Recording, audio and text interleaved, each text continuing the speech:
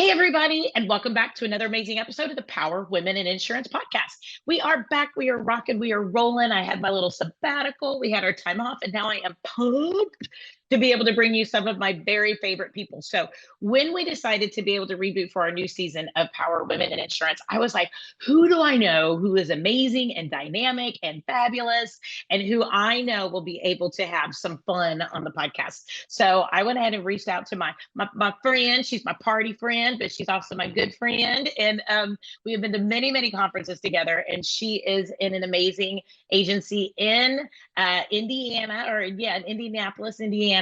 And Kali DeWitt Rodgers, welcome to the podcast. I'm so excited to have you. Thanks, Teresa. I appreciate the invite. I'm excited. Well, we have been to a couple different conferences together through IAOA and some other areas. I know I've run into you. It was the Better Agency Conference and the Agency Success Conference at a couple different places. And I have been so impressed with how you and your family work together to be able to accomplish your goals in a insurance agency. And y'all really work for the betterment of the entire team. So I would love to get to know you, your story about how you got into insurance a little bit more. And we can dive into some fun, maybe tangents that might go along the way because, I love my tangents. So tell us a little bit about how you got into insurance. Yeah, so my mother and father started the agency back in 2008. I was a little baby, a junior in high school back then. And it's not that I didn't want to follow the family agency, but I wanted my own career path. So I went to Purdue. I got a selling and sales degree and an entrepreneurship certificate. I started with an IT startup firm, so also a male-dominated industry. I was the only female of about 15 gentlemen. And my senior year at Purdue, my mother ended up having a stroke. And so with that, it certainly put a pause on business. And I ended up coming home from school, kind of finishing that last semester, going back and forth, and then helping out back at home. So we really just tried to navigate what that looked like for the next year and where mom was going to be able to kind of come back from. And so we actually just had her 10-year anniversary of her stroke here in January. And so with that being said, it's been a whole lot of, trying to navigate work-life balance, which is not really a thing when you're dealing with someone that's had a traumatic brain injury. And so while I was working for this IT security firm, it was really kind of everything I wanted. Like I got to travel, on their dime, but really I was just meeting with CIOs and cold calling. And so now the one thing, people out there, they have a love-hate relationship for cold calling. And I have the hate relationship because I do not want to ever have to cold call again. You are done. Yeah, it was done a long time ago after I had to go through those hoops. But with family being first, I ended up stepping away from that gig. And I had seen mom and dad, over the years, because she'd been doing it for about 5 or 6 years at that time, that I was like, I went to school for selling and sales. I didn't necessarily know what industry I wanted to be in. And so I ended up taking over in 2014, my mother's accounts and just trying to set us up for success. And so the one thing that I've really valued in our industry is that you can still take care of family, you can work your own hours, but family's always going to come first. So people will always get emails from me in the middle of the night, at the butt crack of dawn. And they're like, what is this doing? Yep. And I'm getting my work done because I have priorities during the day here and there too. But I mean, the one thing that, especially with the market right now, realtors and lenders, they're starting January 1st and they don't have a dollar on the books, where for a year when we were solely caring for someone that,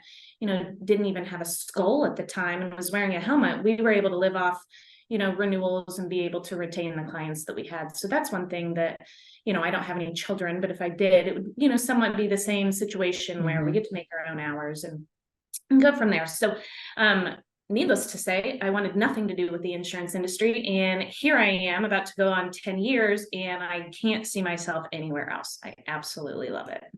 I love that. I love that. And I love the fact that you came into the industry, kind of, and I love the fact that you got the sales background degree, and I love the, because you're right. I mean, you do stuff like that, and my husband says this all the time because he sells metal. If you're a great salesperson, you could sell anything, right? And if you can fall in love with the industry and you can get in there and it could really feed your needs for your lifestyle, I think a lot of people find a lot of good satisfaction in insurance. A lot of people, I think, whenever they see it on Indeed, or, if they think, oh, some, the insurance agency down the street's hiring, a lot of people think of insurance as, I think, boring, and they think of it as something that they don't want to do for the rest of their life. But I think when people get in, they find that it's exciting and it's different every day and it's unique, but it does provide a lot of that flexibility. And it provides, when the agency is built in that way, and we have to make sure that we do preface that, because there are some cultures that are not as flexible with their environment as far as work goes. But I love the fact that you guys have been able to adjust your agency around the goals that your family has. And tell me a little bit about what that looked like for y'all, because I think a lot of people know my story, that we went pretty much virtual because the fact that both my children were in the hospital. They both, within 6 months, tried to commit suicide back in 2014. And with that, I was a single mom. And at that point, and ended up going through my divorce with my husband. But we ended up, like, I had to go virtual. We had to make certain changes in the industry, in our agency, to facilitate the lifestyle changes that our family was going through. Tell me about what that looked like for you. And I love your dad. He's a funny guy. I think he rolls with a lot of the punches in life. So tell me about what that looked like for y'all, because you were coming into the industry, helping to take care of your mom, and you guys had the family dynamic that was in a lot of turmoil and stress at that point. Tell me a little bit about that transition for you.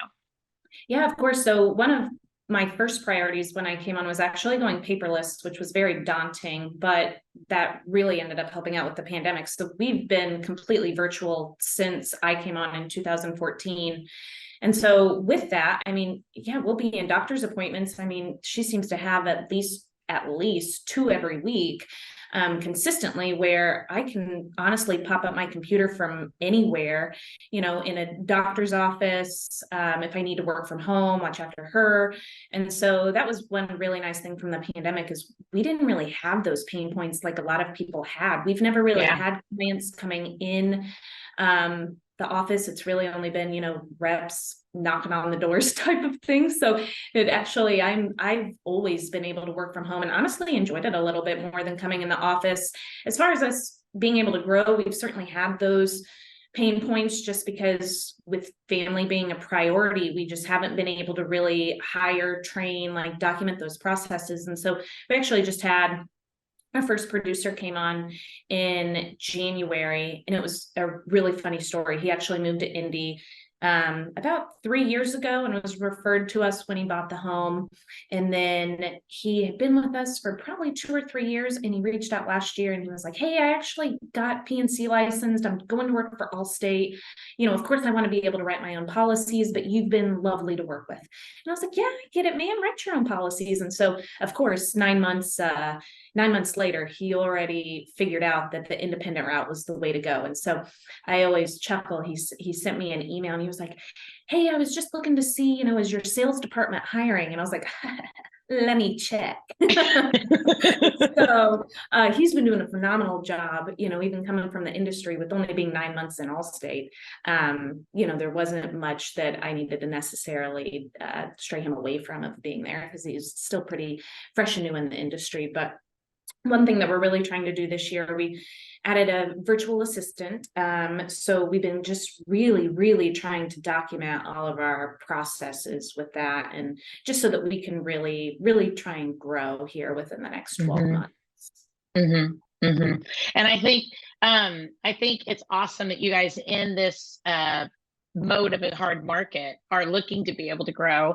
And I love that you're bringing on agents that are realizing that, really, especially, and I think there's really going to be a pretty decent exodus out of the captive market, especially right now with our hard market, that they can do less than we can. I mean, as much as we want to complain in the independent insurance realm that our carriers are leaving us, at least I have 3 or 4 or 5 that are still around for what it is that we, are looking for, to be able to take care of our clients. I mean, we have some carriers that have left, but hopefully that'll be short term, and then they'll come back. But I mean, if we talk about some of these captives, they don't have anywhere else to go with some of this business. If their carriers get tough or decide to lock out the state, I mean, they don't have any options.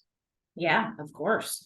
And one big thing, I mean, that personally I've really enjoyed now that we've brought a producer on, because really, I mean, I do everything from, quoting, requoting, marketing, everything that piles into our day to day has always been on Dad and I. And so now that I have Liam, who I can actually filter leads to, it's allowed me a lot more time to actually be able to work on the business. And so just from a marketing aspect of just pushing out as much content as possible to our clients, just so that they're aware of all these changes, because they know that certain carriers are pulling out of markets and they don't understand why their rates are going up, 20, 30, 40%, and why they're getting non-renewed after one claim. And, they're buying a Kia or Hyundai and they can't get it insured. Like, they don't understand this. So the more that I can just push it out in newsletters and on different social media platforms, the more that just kind of helps us, throughout the process, because it's going to be a long road. Yeah. Are you finding that people are reading that? I think that because of the fact that we are in this hard market, I think that people are more open to those conversations about what insurance does for them, because I think that especially some older people that I find, they all think that, that's what insurance is for, right? We all hear that, right? Oh, that's what insurance is for. But now we're finding that even our carriers are saying, oh, we don't want we're going to count against you the $700 claim, the $2,000 claim, whatever. And used to that wasn't a big deal. But now they're like, oh, no, you've had 2 claims in the last 5 years or 3. And we're like, but it was like a $500 claim. Like, you can't really sit here and decline somebody. And they're like, yeah, we can. So yes. I think it's really, I think the consumers are having to wake up to what's going on in the insurance industry more today than before. How do you see that that's really changing your marketing that you're doing right now? Well, so we're certainly trying to get as many touch points as possible. So when someone comes to the agency, they're a new client, they're getting touch points all through a welcome campaign, and it's educating them. And so the number one thing that we want them to do is, if they think they have a potential claim, call us first so that we can actually walk them through that process, because we want them to understand the repercussions as well. If they don't understand that, for one, your rates are going to go up. For 2, hey, you had a claim last year. This could certainly, put you in a do not renew stage.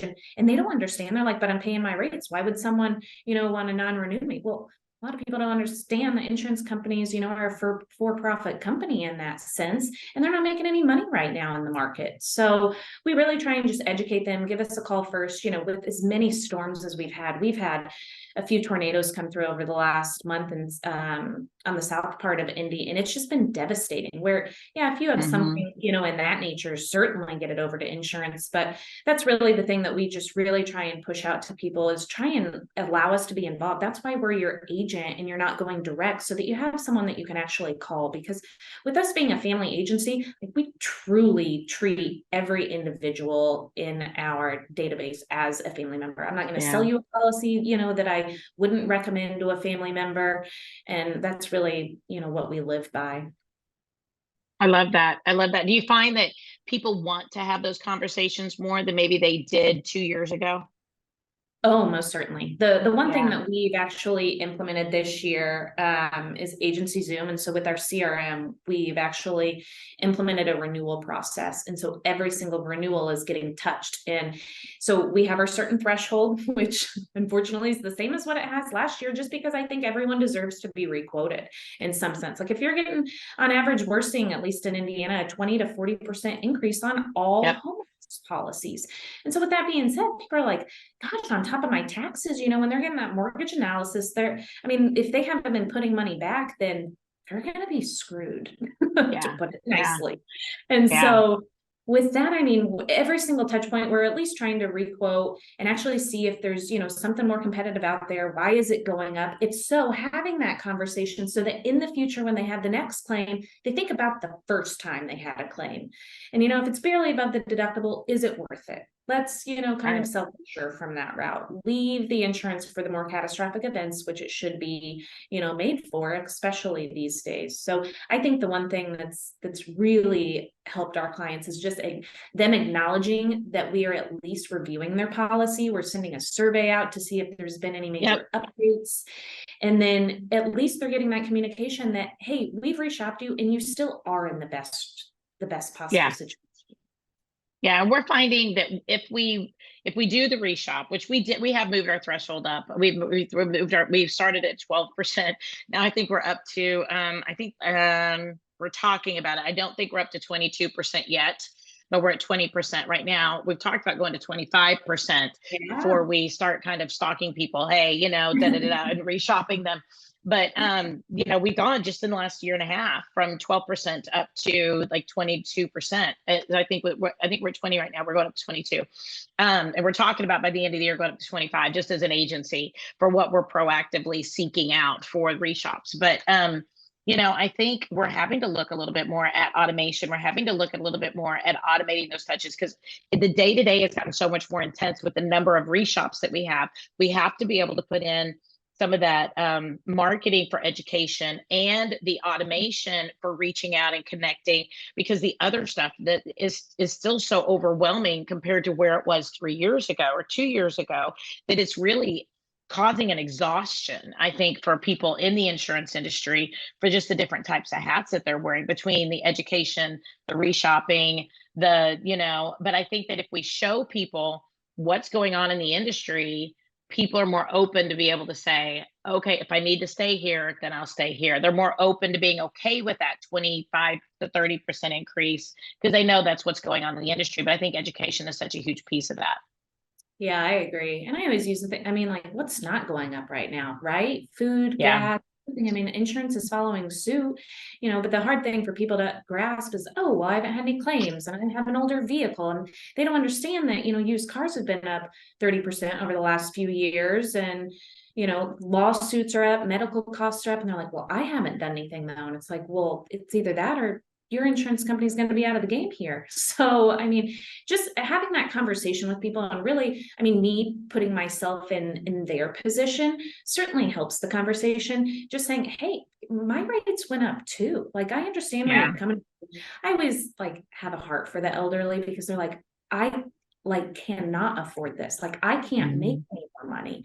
And that's where, I get to the point where I'm like, oh man, this is the more tough conversation, right? It But is. I agree, just trying to be up on it. And I mean, with our new producer, what we've been doing is just going through, we've never bought any leads, but like now's the time to go after it. Like, pull all of Mhm. your old leads that you haven't been able to close in years past, because guess what? Their rates are going up too. And granted, I mean, if they are price shoppers, at least if they're able to go through our client experience the first year, then we're going to be able to retain them a lot more than if they, had been with a captive agent who at renewal wasn't reaching out at all, someone that wasn't calling. And so that's one thing that we're really just trying to be proactive about, when it does come to pricing, is that just insurance isn't all about price. And I mean, with the storms coming through, that's one nice thing that honestly, over the last month Yep. with conversations I've had from people, like, wind and hail is the top thing. And they're like, man, if a tornado came through, what would that mean to me? And so it really opens people's eyes that a lot of times they're more, well, what do I pay for insurance for? But now that we've actually had a lot of impact from the storms, it's opening people's eyes, I would say.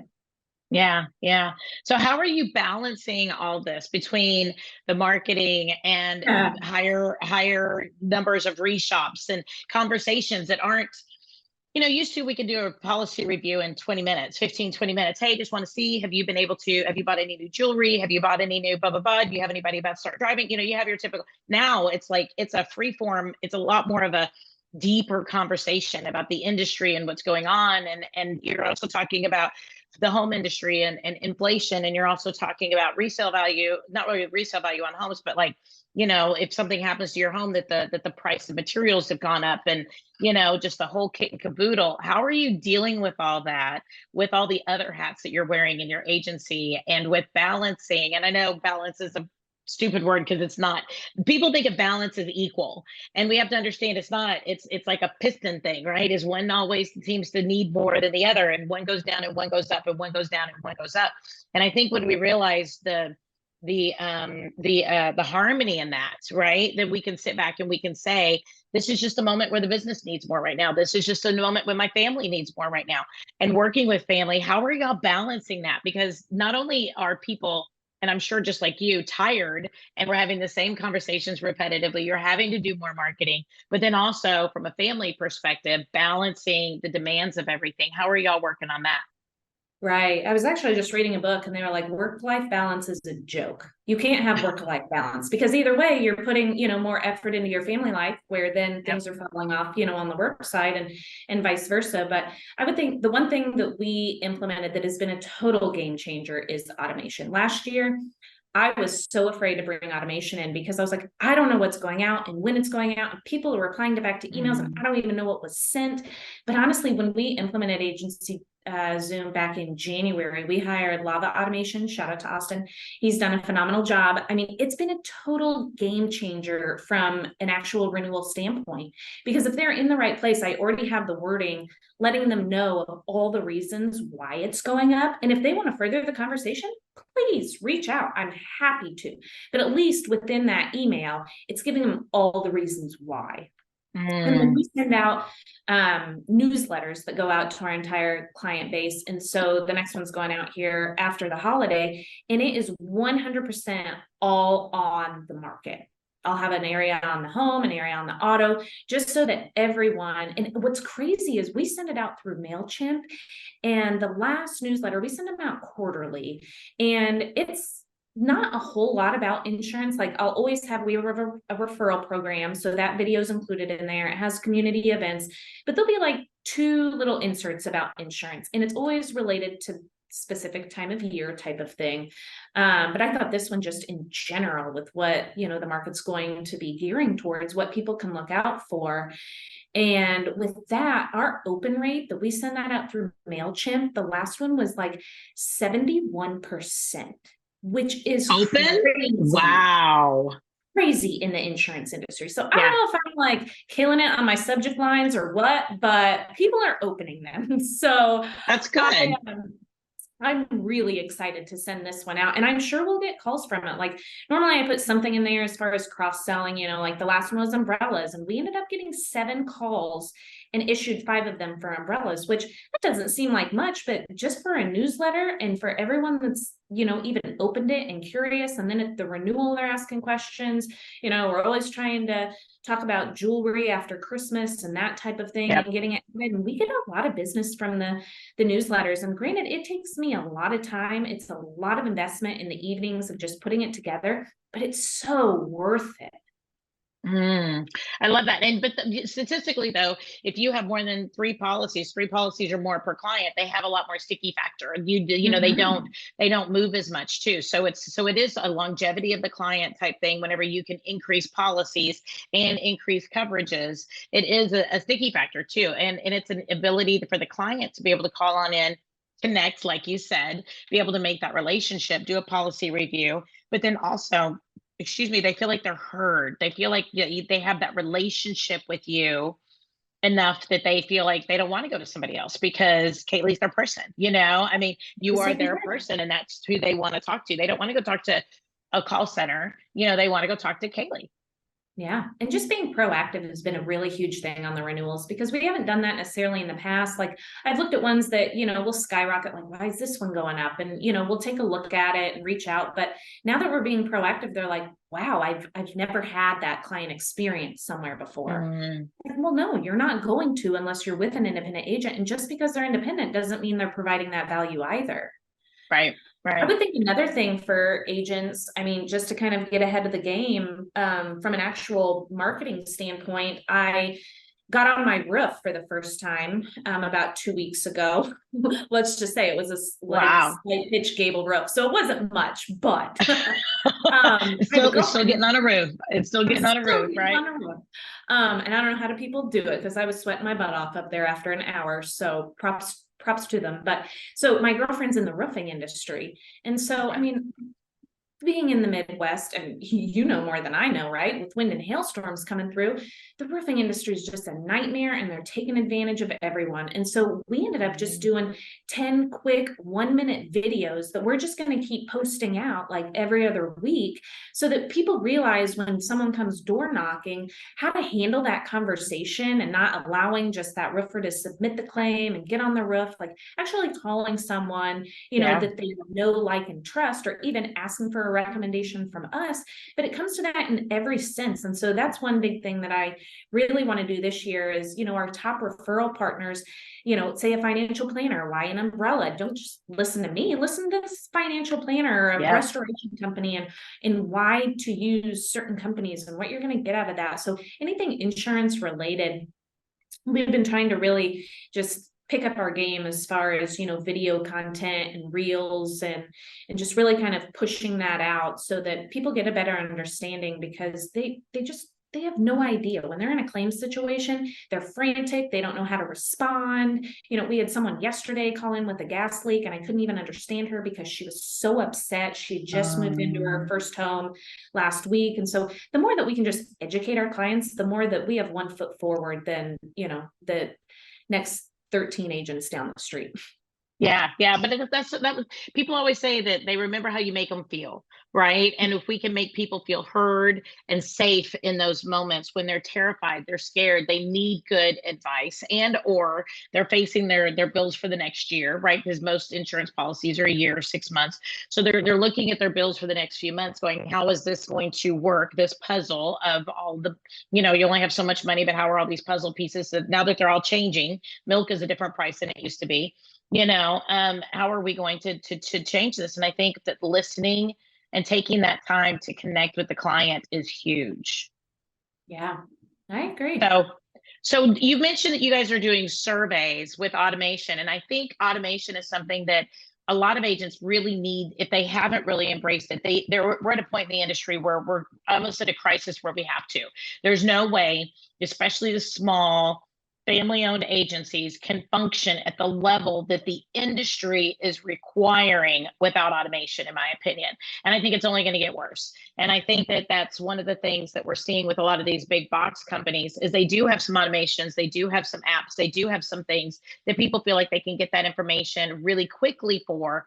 And they want, but they still want that local connection. I've heard of people doing surveys before and reviews by email or whatever to give people options for how do they want to be able to interact. How do you feel like that's going over for your agency? Because some people are going to argue that takes away the personal connection. Other people say, but no, it gives them the convenience of being able to answer the questions because they can still maybe schedule a time or call the office would to be able to talk to you individually. How do you find that people are responding to that source of automation? Have they responded pretty favorably to that?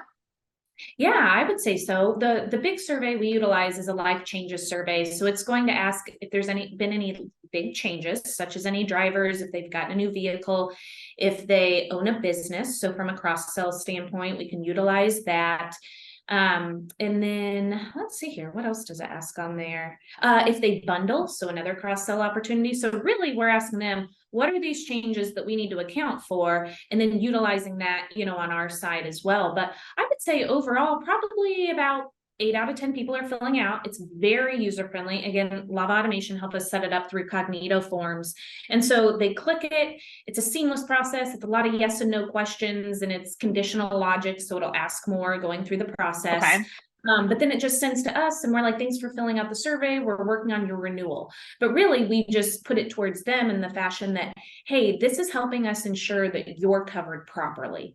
Do you mind filling this out? And it's real simple. I mean, it's less than 10 questions. Another one we don't use it as much because in our sales process, we want to be able to communicate with someone. We want to be able to find their pain points. Why are they shopping? Let me educate you throughout the process. And we're going to find out a lot more being on the phone with someone than them filling out a survey. But one thing that has been nice is they added a fast app. So Liam, he's really into classic cars. So he goes to car shows on the weekends. If he has someone that is interested in a quote, he can send them this fast app, and it asks for all the basic information. And then that way it actually goes into our pipeline. He can follow up with them. Now we have more involved ones that, you know, they can input all their information, that say if they don't respond to us within, I think it's like 10 or 14 days, it'll say, hey, you know, I know you're busy, doesn't sound like we have time to connect, fill out this fast app, and at least we get all the information, and then we're quoting it through the process. And then another game changer on top of that would be our video proposals through our website, Advisor Evolved. We've been doing that for 1.5 years. And I would say it's right up there, if not above the automation, because in a day like today where, you know, clients aren't coming in the office anymore, we're still trying to be personable, and just having that face in the video and actually going through the video proposal of showing them all the coverages, especially if I have their current deck page and I can actually highlight any gaps in coverage. That's huge. People always reply and they're like, wow, I've never received something like this before. And I'm like, I know. So I that's love been that. a huge thing for us. It's just, you know, if they're getting quotes from different agencies, are you gonna go with someone that just sent a PDF and said, you know, please review, here's, you know, I found something for you, give me a call? Or are you gonna go with someone that took the time to put together a 10-minute video proposal? And from an agency standpoint, the great thing is I can stalk them every time they open the video. I know that they've opened the video. If they haven't opened the video, why haven't you opened the video?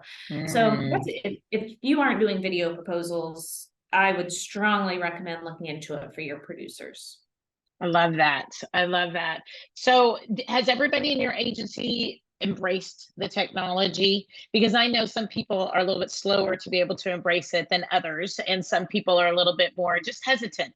They're a little bit more just, you know, they don't have time for it mentally. And I think one of the biggest things that I do here in the independent insurance realm is I just don't have time to build it. I don't have time to get feedback on it. I don't have time to go blah, blah, blah, jump through all these hoops, especially during the creation process. I think once we get people on board, they're on board. Like they're just right there. But getting people to that onboard place can be really challenging. How have y'all done that? With that, I would say even when Liam came on, like a big piece of it was he was like, I don't like doing it. I don't like doing it. One thing that I love about it is once someone does it just a few times, they're getting more comfortable with it. They figure out where the buttons are. They can do it.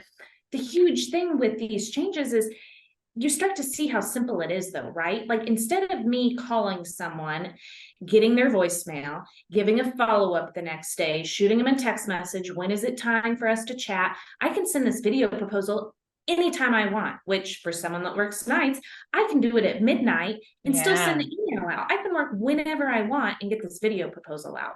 Even the automation process. I mean, as far as renewals go, hey, we send the video proposal for the renewal. We found you something competitive. We're not actually having to make that phone call, but we're still sending it out where they feel welcome, knowing that they're taken care of. So I think as soon as you just, it's not necessarily getting someone on board.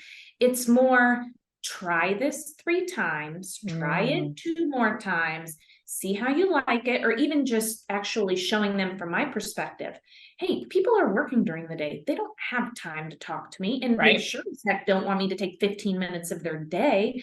And so with that, that's been huge of just actually showing them the benefits of it. And they're like, man, I do see the value in this. Like they are so much more productive using these video proposals and the automation that it makes their day easier if they just try it a few times. I love it. But what you're doing though is you're just getting them through the process to where they can see the results. And I think that's huge because I think a lot of people think it's just work. But when like you've really given them benefits to working that way, like saying, hey, you can create this proposal at night. Hey, you can do this and you still have the freedom to do whatever. And you're also giving the client freedom to be able to interact with you at their convenience. I love that. And I love framing it from that perspective, both for the client as well as for the team members specifically, because it does give us the best of both worlds. I know I was talking to a client the other day. We use video proposals. We don't use them through Advisor Evolved. I don't know really why we don't use the video proposals through Advisor Evolved, but we just use Loom. And I don't know, my mind is just easier. I know it's not, again, it's one of those things where you just have to get used to using their software, right? And I just need to make sure I do that. But I use Loom. Send it on out. And I had a guy even, we've been doing it for about a year and a half, 2 years.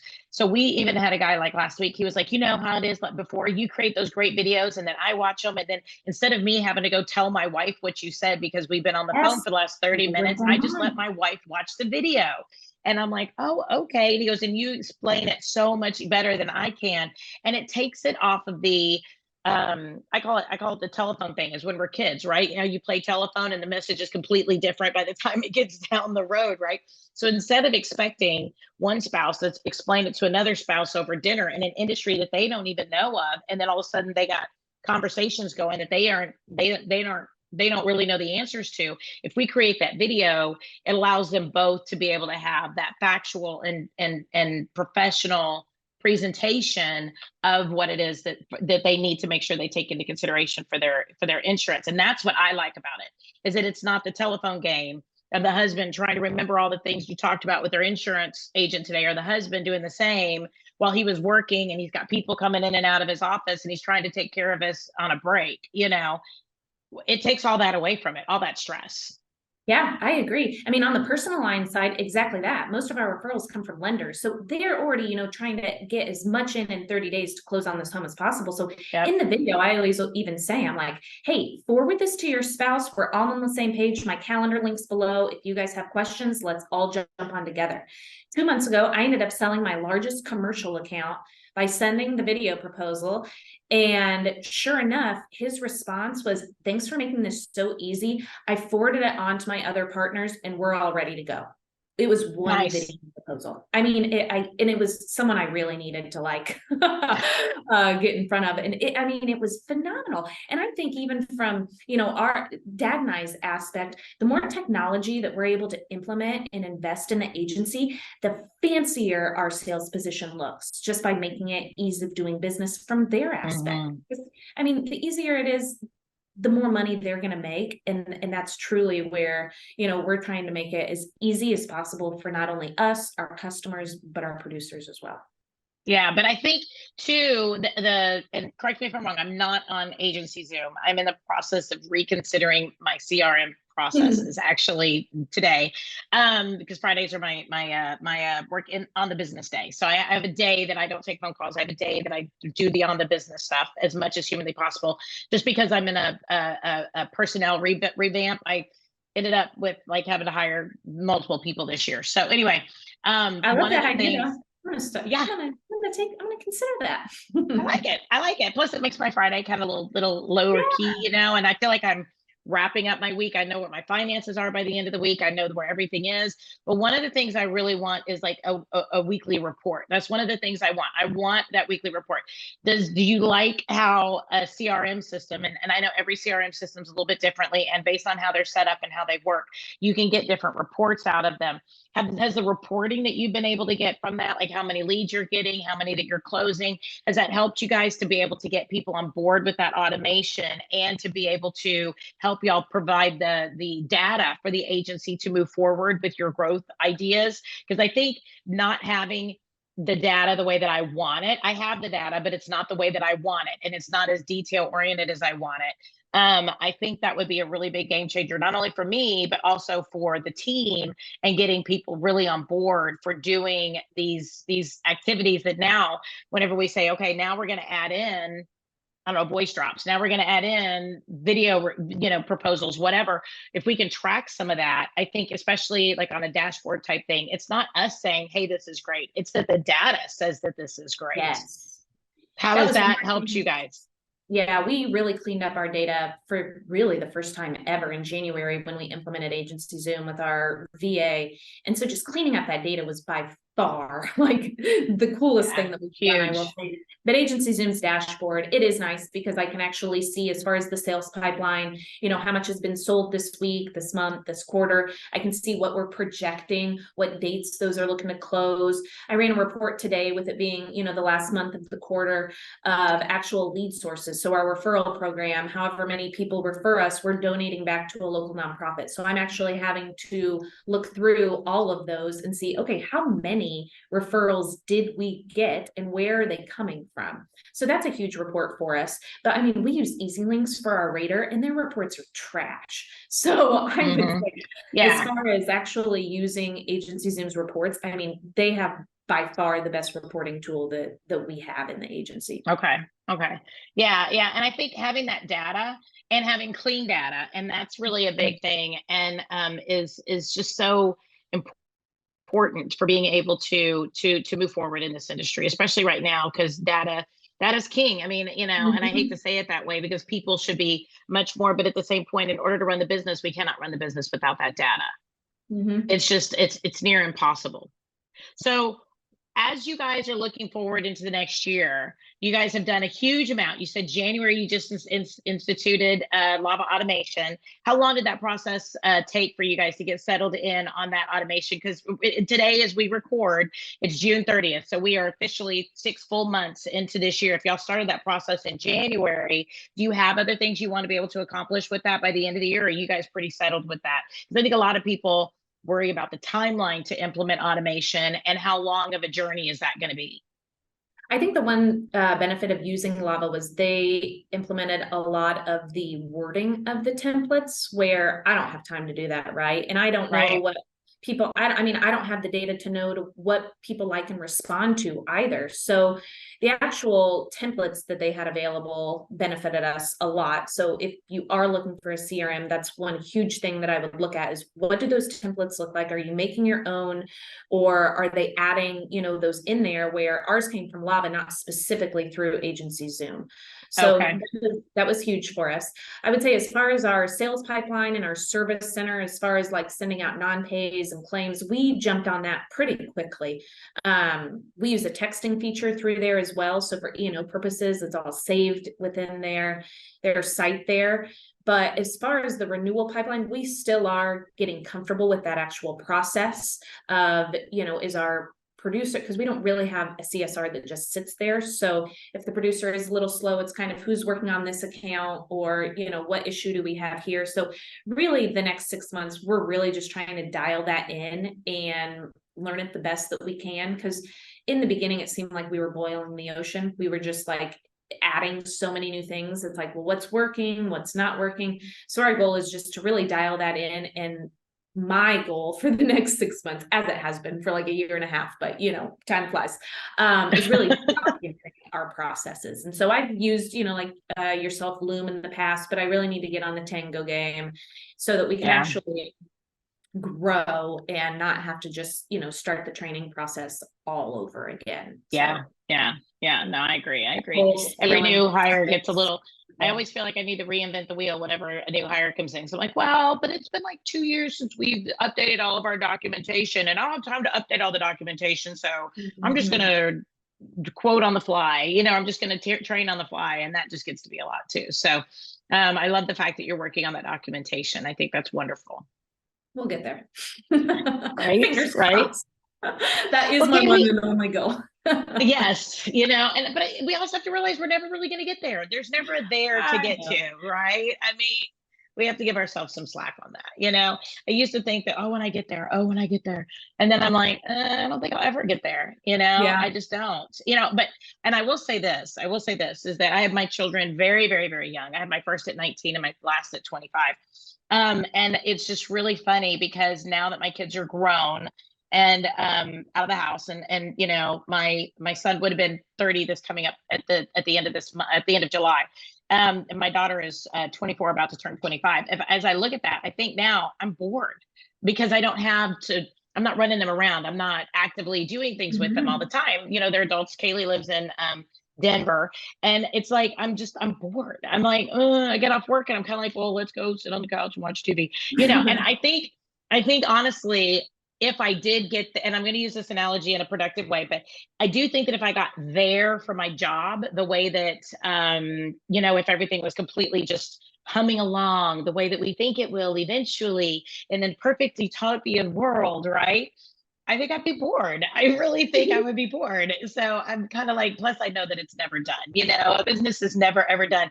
But going through this whole empty nester thing, I'm kind of like, okay, well, that phase of my life is done. So what if I did like get there with work? I'm like, I'd be so bored. And I actually had a business coach I was talking to the other day. She's like, when people do that, she was then they go on out and they open another business because they get to the where, okay, this is running in a really good way. Now let's go. They feel like they need to go shake something up. And so they go like open a whole new business or something. I'm like, oh, I don't think I'd do that. But I don't think we're ever Find some new there. I hobbies, guess do that's some kind more of my point. traveling. Yeah. Yeah. Yeah. Oh yeah. Travel. I would love to do that. That's right up my alley. All right. Well, Kaylee, if people want to talk to you and be able to connect with you directly, how can people reach on out to you if they have questions for you? Yeah, of course. So you can always shoot me an email, Kali, Kali at DeWittInsuranceGroup.com, or feel free to shoot me a text message, 317-697-2975. I am always happy to chat and hear what other people are doing, what's working and what's not working. Well, I love it. And I'd love to be able to bring you back on like in another, couple months, year, whatever, and kind of see how y'all are doing and see how, you're surviving this market, but then also how that implementation of all the Yeah, automation how my has process released is y'all. going. I love See, it. I now I love have it. a timeline, right? I gotta set my deadline so that when I come back, Exactly. I have something to I'm gonna, show. we're going to get on Calendly here in just a little bit. We're going to go ahead. We're going to make that appointment for another follow-up. We're going to go, I okay, love it. part 2. I love it. I love it. And I A do little want to make fire. sure that we kind of end today with talking about the fact that when things seem scary, like automation, like being able to level up your agency, like trying to be able to take some of those bold moves to give yourself that documentation, the automation, and the things that are going to help you to work on your business, not necessarily in your business every day. I really challenge all the listeners out there to really vision for what it is you want out of your life and your business, because it does give you more freedom, gives you the ability to be able to work anytime that you need to be able to work, and it gives your clients the ability to reach on out to you and connect with you in a methodology that works for them. Remember, not everybody is the same. Not everybody wants to be on the phone with you for 45 minutes. Me, at the end of my day, for me to make a phone call to be able to take care of something on a personal level is like a chalkboard. Nails on a chalkboard. I don't want to do it. I don't want to even talk on the phone with my girlfriends. I want to go out for a glass of wine and relax face to face, but I don't want to be on the phone. And remember that different people want text, different people want phone, different people want video, different people want to share that. So we as insurance agents need to make sure that we connect with them in lots of different ways. And an automation piece is a great piece to do that with. So that's my challenge out there to the world. And Kaylee, I'm so excited you and your dad are doing this and that your agency is leveling up into this arena. And I can't wait to watch all the awesome things that y'all are doing, because I love seeing you at all the conferences and seeing you guys and all the growth that y'all have. So congratulations. Yeah, until next time. Well, thanks for the opportunity. It's a pleasure of All mine to right. jump on. Well, thank you. Everybody, this has been another awesome, amazing episode of the Power Women in Insurance podcast. Today, we did talk to Kali DeWitt Rodgers, and we are so pumped. If you want to talk to her, reach on out to her, but also check out our podcast. We have a new episode every single Wednesday, and we are on Apple iTunes, Google's podcasts. We are on Spotify. We are anywhere that you can stream your most favorite podcasts. Everybody, we're also on YouTube, so don't forget YouTube, but do make sure that you check it on out. And if you have any questions, reach on out. My name is Teresa Kitchens, your host, and we will talk to you next week.